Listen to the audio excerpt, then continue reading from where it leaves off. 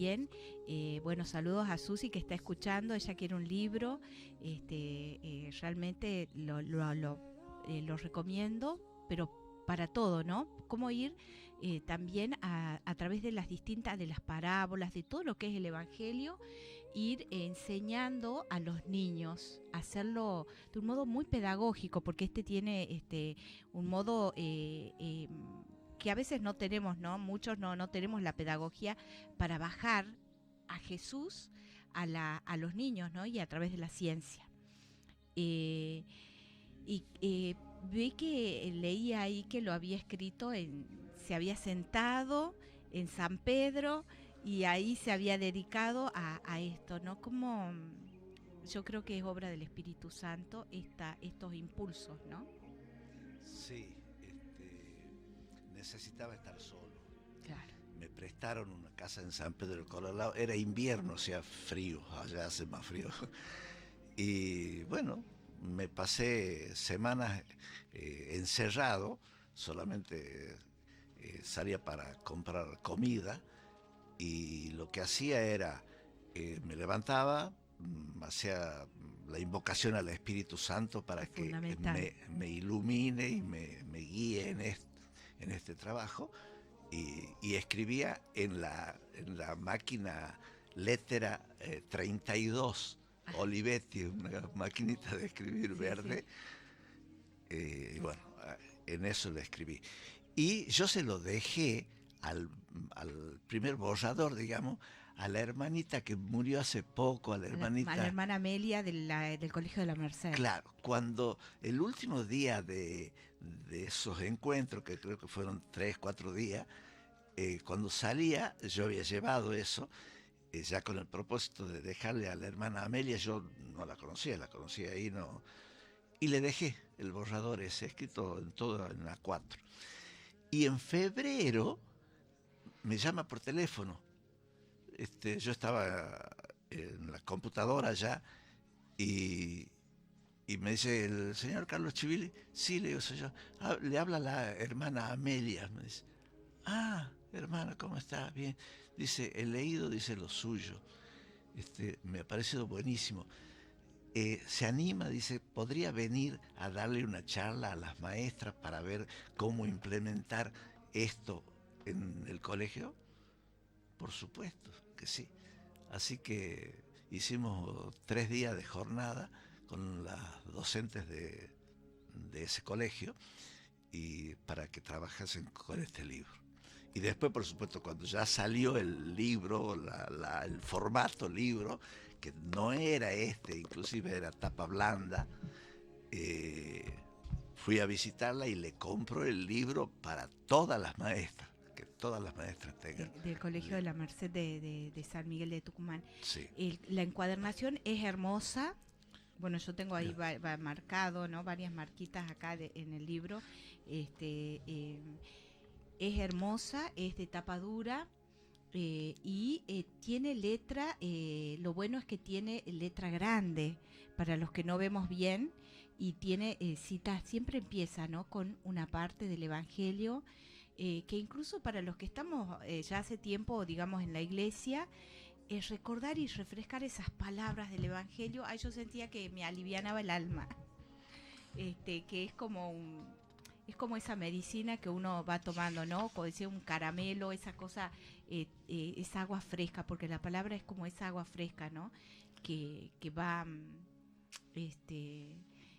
trabajando muchas frases que están subrayadas, que pueden servir a la maestra, por ejemplo, como esa, yo soy la servidora del Señor, haciendo eco de las palabras de la Virgen María, haciendo eco de las palabras de las Sagradas Escrituras, ¿no?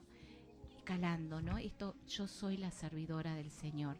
Y esto para una maestra, qué importante esto, ¿no? Sí. Que está acá en el libro. En la primera página del libro, la dedicatoria dice a las maestras de grado, las únicas que hoy pueden comenzar a construir un mundo mejor. Ese es Sí. el objetivo, No ¿no? son los médicos, ni los ingenieros, ni ni nadie más que ellas, que son las que los tienen a los niños, insisto, 4 horas todos los días al frente de ellos. Y a quien se le confía, ¿no?, esta gran tarea, es un acto de confianza, toda una confianza depositada en estas servidoras, ¿no? En estas, es tan loable y tan destacable la vocación del maestro, que no la tenemos nosotros, ¿no? Yo no soy maestra, pero qué profundidad el sentido se le han confiado los niños, ¿no? Nuestros niños. Y se le ha confiado el futuro de la patria a las maestras. Acá una de las frases que estás mencionando, porque al final de cada capítulo hay una frase, esta que acabo de encontrar en la página 32, dice: la finalidad de tu trabajo no es hacer objetos, es hacer hombres. Qué profundidad, ¿no? Porque cada reflexión, ¿no? Porque tiene, por ejemplo, después la del perdón, de las parábolas, tiene una reflexión y algo subrayado, ¿no? Y cómo también va forjando al niño y también a la maestra.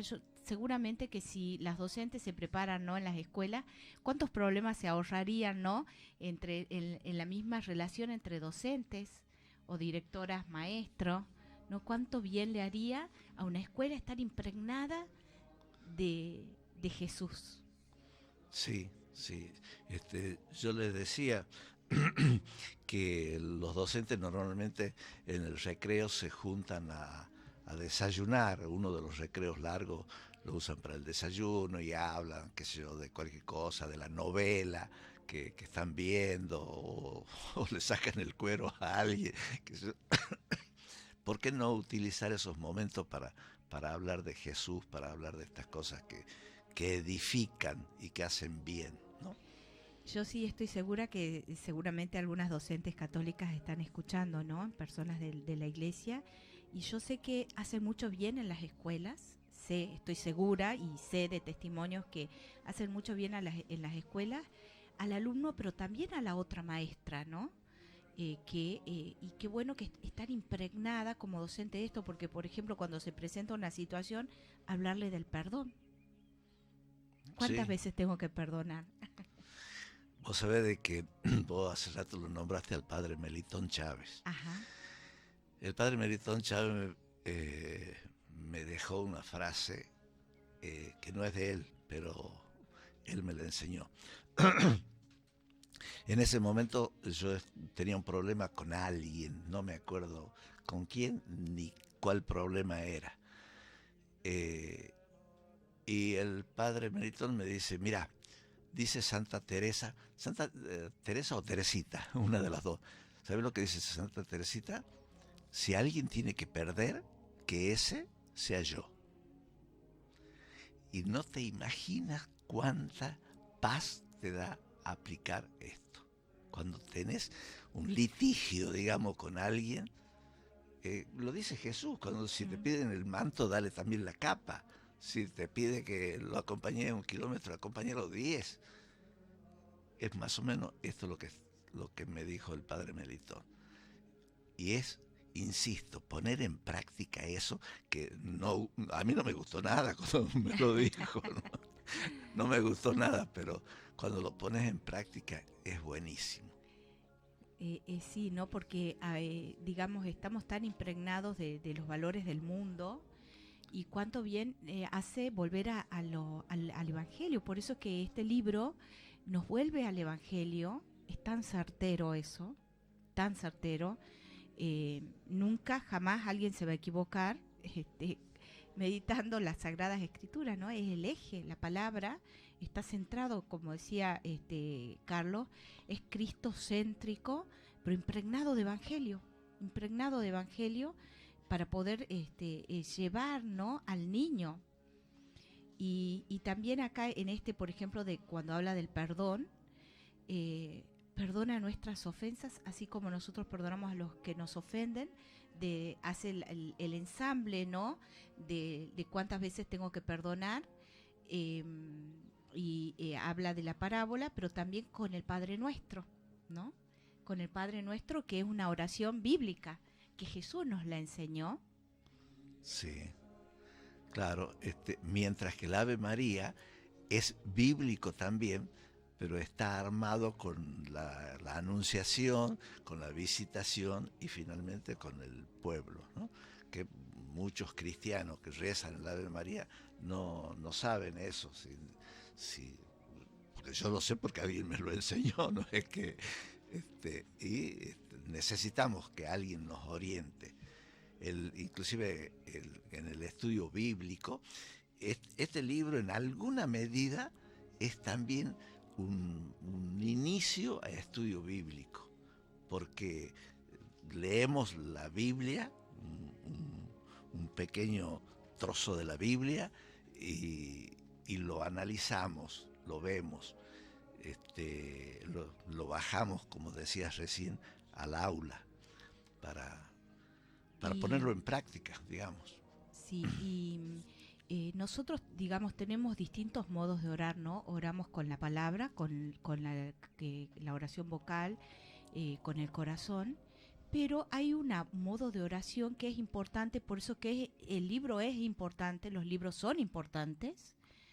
Lo escuchaba justo esta semana y en la semana pasada reflexioné mucho sobre eso, que deberíamos incorporar a nuestra vida diaria como modo de oración la lectura, bueno, de la palabra, que también le hacemos oración, ¿no?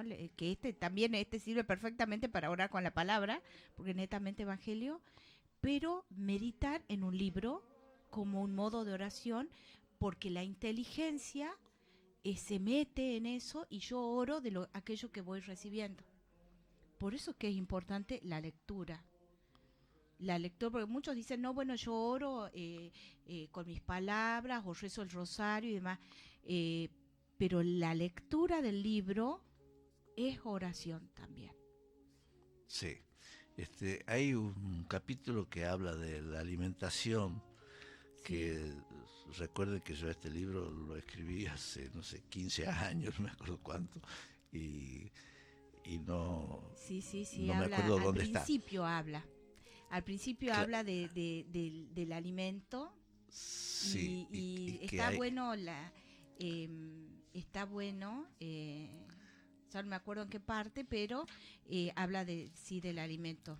Claro, que por ejemplo, nosotros para mantener nuestro cuerpo, para crecer, nos alimentamos por la boca, solamente por la boca, es decir, hay una sola vía de alimentación. Si hablamos de cultura, tenemos más vías, porque tenemos los ojos para leer y los oídos para escuchar y cultivarnos.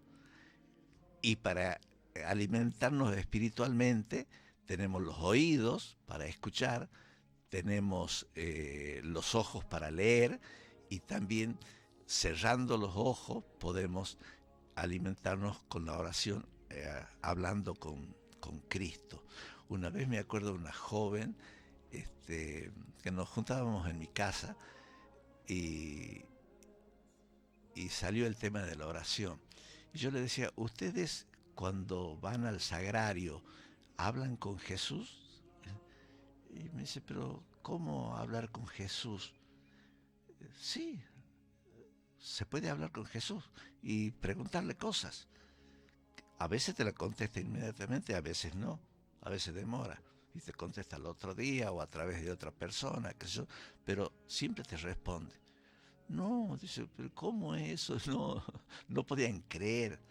Y le digo, mira, yo tengo varios ejemplos, varias experiencias de oración, y que en algunos casos Jesús me respondió antes que yo termine de pedirle lo que le estaba pidiendo. Por ejemplo, me acuerdo en este momento que esa vez estábamos haciendo catequesis familiar con mi esposa, habíamos hecho catequesis familiar el año anterior, y este año, a ver, para que se entienda, nosotros preparábamos a los matrimonios, que esos matrimonios preparaban a los matrimonios que tenían los hijos en catequesis. Es así una cadena. Nosotros preparábamos, vamos a suponer, 5, 6 o 10 matrimonios, y esos matrimonios tenían otros 5, 6 o 10, pero no, casi 10 eran mucho, 6 es lo ideal. Y ese año se nos borraron. No, los que el año pasado habían estado trabajando en la catequesis tenían distintas excusas y no había quien enseñar. Así que me voy al sagrario y le digo a Jesús, Jesús, no tenemos con quien hacer, y yo no puedo hacer nada, te dejo esto en tus manos. Así que, y es increíble. No terminé de decir, y me tocaron el hombro y ya era un matrimonio que decía, sí, sí vamos a poder. Y así volvieron todos. De la importancia de la oración, ¿no? Y acá habla también de la oración, de la oración bucal, y ayuda en todo, ¿no? Incluso para la maestra, cuando está pasando por situaciones, ¿no? Cuando estás cansada, dice acá, vengan a mí, ¿no? Del Sí. Sagrado Corazón, de esa, que la tomamos los que están cansados y agobiados, que yo los aliviaré, ¿no? Esa invitación a ir a Jesús, y las partes así, dice, hay una parte que también había leído acá, que así dice, invita a ser humildes, así encontraremos alivio, y siendo pacientes y humildes de corazón, porque mi yugo es suave y mi carga liviana.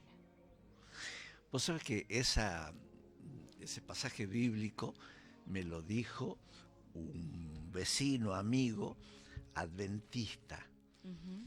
que me buscaba para llevarme con ellos. Ajá. Y me acuerdo que me impactó mucho cuando él me leyó esto.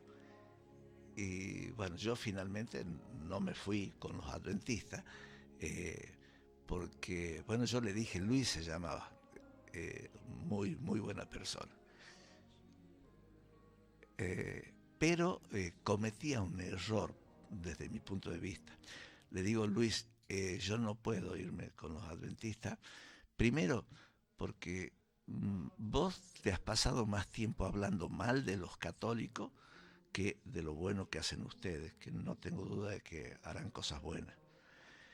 Ese es punto uno. Y punto dos, mi madre fue católica toda su vida y murió siendo católica.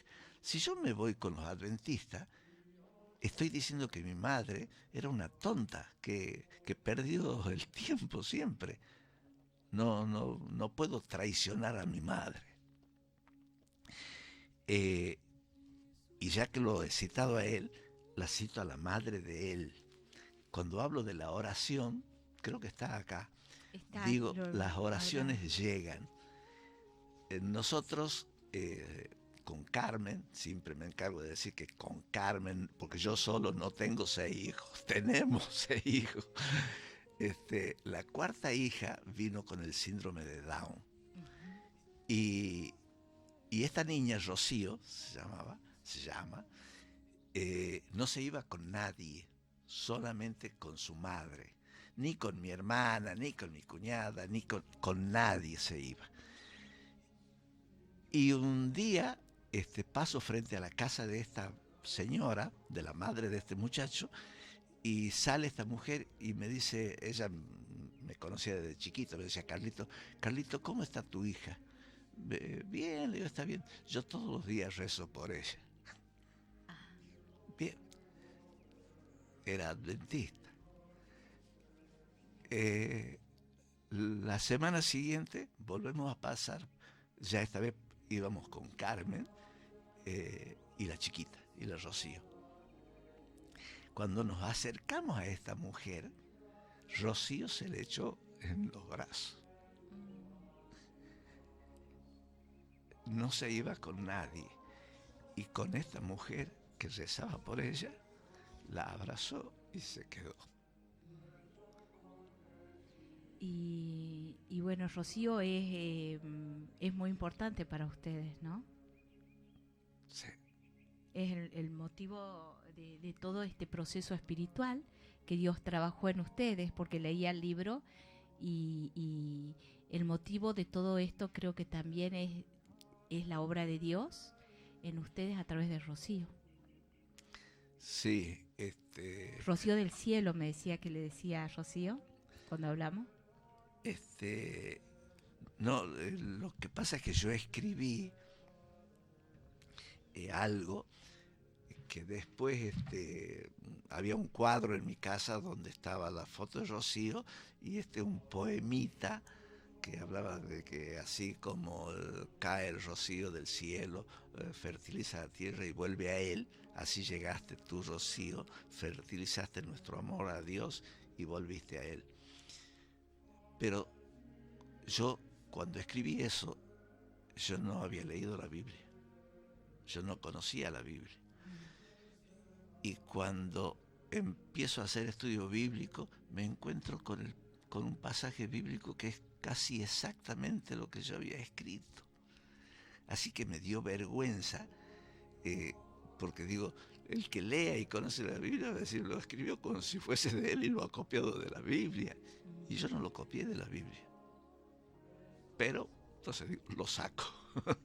Ya era la obra, ya era, era Dios que va hablando en el corazón, ¿no? Y cómo es importante, a medida que lo escucho, Carlos, y que también se lo decimos a los que nos están escuchando, poder escuchar a Dios en el corazón y cómo habla, ¿no? Cómo va tejiendo Dios en la vida de las personas, en nuestras vidas, y llamando y obrando. Una vez le pregunté a Jesús por qué teníamos que comerlo, porque yo lo había planteado en Cáritas, porque fui varios años director de Cáritas parroquial, que atendíamos un comedor con 170 niños todos los días. Qué hermoso, eso con el padre. Eso empezó con el padre Silvio Medina, y después, bueno, siguió el padre Melitón. Y cuando yo me incorporo a la iglesia, digamos, yo no entendía nada de nada y no iba a misa. El comedor estaba al fondo del templo y yo pasaba rozando el templo e iba directamente al comedor donde nos juntábamos, donde comían los chicos y bueno, y ahí teníamos una reunión a la semana con el sacerdote y se reflexionaba. A veces no estaba el sacerdote por algún motivo, porque el padre Silvio Medina lo trasladaron pronto a Tranca. Lo cierto es que llegó un momento que yo ya iba a misa, pero no comulgaba, ¿no? Y le digo, ¿pero por qué tengo que comulgar? Y porque tenemos que comerlo a Jesús. Pero, ¿por qué tengo que comerlo a Jesús? Porque Jesús es nuestro amigo, me respondió. No era el sacerdote era el del grupo de Cáritas, nada más que más viejo que yo en la iglesia, y yo trataba de aprender de ellos. Y le digo, lo que pasa es que yo no me como a mis amigos, yo no estoy acostumbrado a comer a mis amigos. Y por culpa de esas preguntas así, me pusieron el rótulo que yo no sabía, de que yo era un comunista infiltrado en la iglesia, rompe reuniones, porque yo le hacía cada pregunta que ninguno sabía responder. Entonces, después fui a la fuente y le pregunté a Jesús, ¿por qué tenemos que comerte? Y Jesús me respondió, ¿por qué? ¿Y qué les respondió Jesús? Es medio largo, pero bueno, si te vas al Antiguo Testamento, estaba la familia sacerdotal y la gente ofrecía animales en sacrificio, también ofrecían verduras y cosas. Y eso que ofrecían, es un cordero, vamos a suponer, porque es una de las figuras de Jesús, lo sacrificaban en el altar, lo mataban y derramaban la sangre, y ese derramar la sangre significaba, esa sangre lavaba los pecados del que había presentado el animal. Y ese animal lo podían comer lo comían, de hecho, la familia sacerdotal, solamente los sacerdotes. Nadie más podía comer de eso, ¿sí? Y Jesús es el Cordero de Dios que quita el pecado del mundo. Él se ofreció en sacrificio. Y nosotros somos sacerdotes a través del bautismo. Entonces estamos en condiciones de comer el Cordero ese como alimento espiritual. Y también porque se produce, aparte que lo instituye en la última cena, ¿no? Lo instituye en la última cena. En la última cena, y que después se perfecciona en la cruz, ¿no? Claro. Porque Él se entrega como Cordero en ese sacrificio, en oblación, ¿no? Porque es Él, me impactaba a mí la importancia de la misa, porque es Él, ¿no? Es Él el que intercede por nosotros, por nuestros pecados, ¿no? Qué fuerte. Claro, ya a partir de Jesús ya no se ofrecen más animales para el perdón de los pecados. Ya Jesús se ofreció de una vez y para siempre y por todos, por todo el mundo, ¿no? Derramó su sangre, ¿no? Todo en la cruz sería ese. Y digamos que cuando uno va, a mí me ha pasado muchas veces que en el momento de la consagración uno vuelve a revivir, ¿no? La cruz, el Calvario. Sí, los otros días, hablando con alguien, surgió este tema de comulgar y le decía, porque bueno, creo que lo digo en este libro también, cuando Jesús en la última cena toma el pan, lo parte y lo reparte diciéndole, tomen y coman, este es mi cuerpo, lo que tomaron en sus manos los discípulos fue un pedazo de pan. No un pedazo de carne del cuerpo de Cristo, era un pedazo de pan. Y cuando lo comieron tenía sabor a pan. Lo mismo que nos pasa hoy a nosotros. Nosotros comulgamos ese pedacito de pan y tiene gusto a pan, no tiene gusto a carne. Pero sí, los discípulos también les pasó lo mismo. Pero por el misterio de la transustanciación, exactamente, se convierte y se transforma, ¿no? Aunque sea una partícula mínima, en el cuerpo, sangre, alma y divinidad de nuestro Señor Jesucristo. Claro. ¿No? Cuando yo hablo sobre ese tema, ¿sabe con qué lo comparo? ¿Te acordás el milagro ese cuando le bajan al paralítico por el techo? Ajá. Y Jesús le dice, tus pecados te son perdonados? Y los sacerdotes de esa época que estaban ahí, viendo, siempre vigilándolo a ver qué hacía Jesús, dicen, ¿quién es este para perdonar los pecados? Y Jesús, que sabía lo que estaban pensando, dicen, ustedes, ¿qué creen que es más fácil? ¿Decirle tus pecados te son perdonados o toma tu camilla y vete a casa? Lo comparo con la consagración, con la consustanciación. Es decir, Él le mostró que si Él le dijo tus pecados te son perdonados, sus pecados, que no lo podemos ver a los pecados, ni podemos ver el perdón de los pecados, Él le mostró que era verdad, que le perdonaba los pecados, diciéndole, levántate, toma tu camilla y vete a casa. Es decir, que si Jesús dice, tomen y coman, este es mi cuerpo, ese es su cuerpo. No hace falta que veamos otra cosa. Si Él lo dice, es. Pero y bueno, y también para la audiencia, cuando incluso hubo sacerdotes que dudaron, se produjeron milagros eucarísticos, ¿no? Tenemos varias hostias que se han convertido en pedazos de carne y que se los ha analizado, y bueno, están acá. Hay un gran milagro eucarístico en Buenos Aires, ¿no? Cuando estaba el Papa Francisco era arzobispo de Buenos Aires, se produjo un milagro eucarístico fuerte, ¿no? Pero bueno, volviendo a esto de qué lindo lo que nos cuenta Carlos, y de volver a reflexionar sobre esto de su experiencia con la comunión, ¿no? Y el camino que Dios ha ido haciendo en su vida a través, ¿no? Uno cuando se empieza a caminar, Jesús lo va llevando. Sí. También eso. Es un proceso.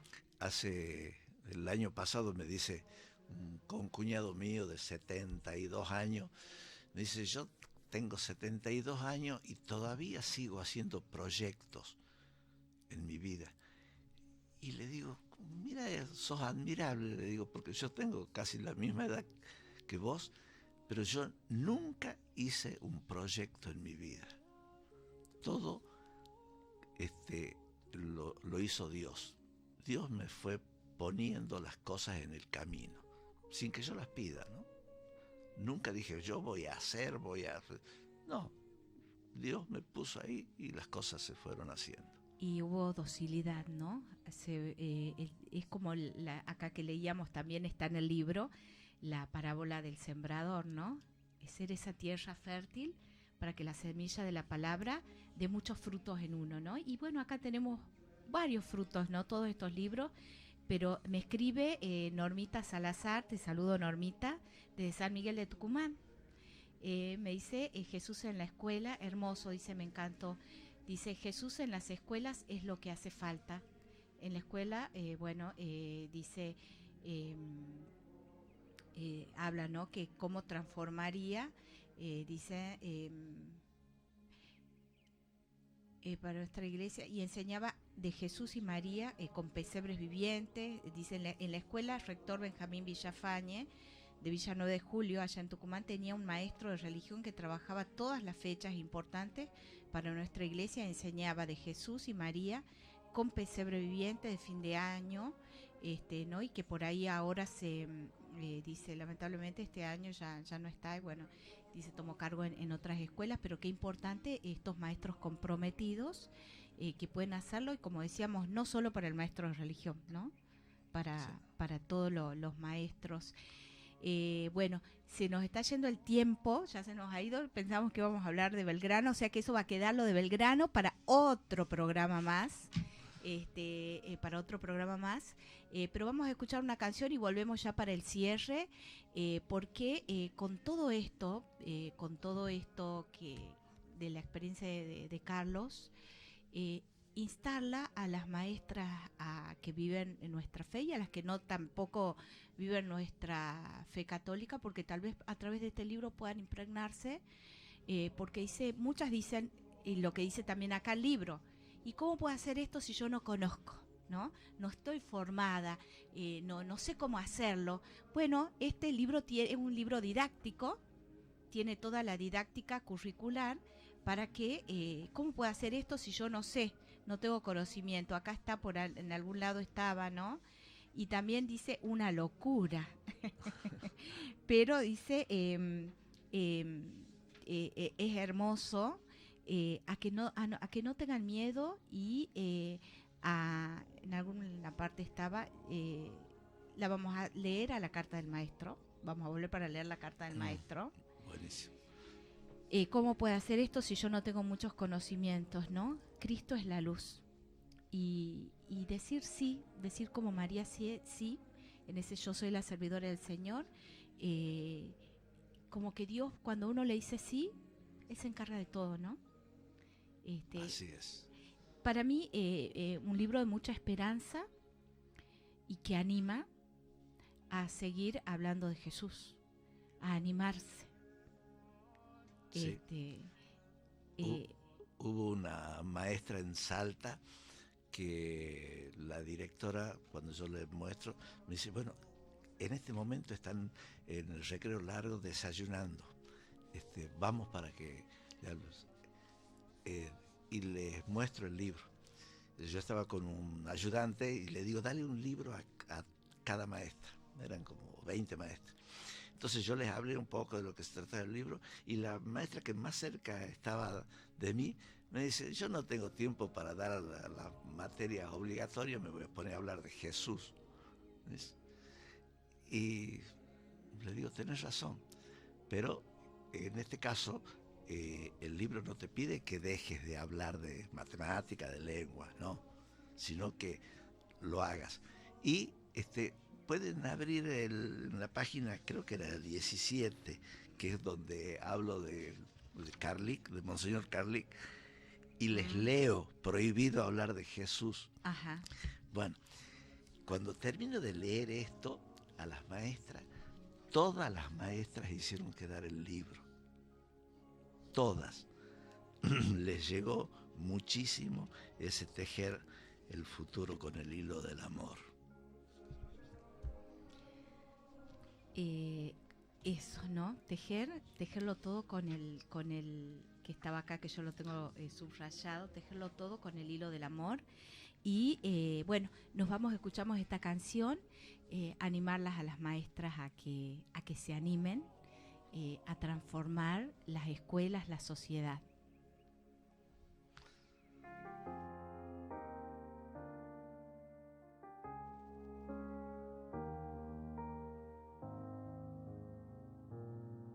Una tierra que no tiene fronteras, sino manos que juntas formarán una cadena más fuerte que la guerra y que la muerte. Lo sabemos, el camino es el amor. Una patria más justa y más fraterna, donde todos construyamos la unidad, donde nadie es desplazado, porque todos son llamados. Lo sabemos, el camino es el amor. Un nuevo sol se levanta sobre la nueva civilización que nace hoy. Una cadena más fuerte que el odio y que la muerte. Lo sabemos, el camino es el amor. La justicia es la fuerza de la paz. El amor quien hace perdonar. La verdad, la fuerza que nos da liberación. Lo sabemos, el camino es el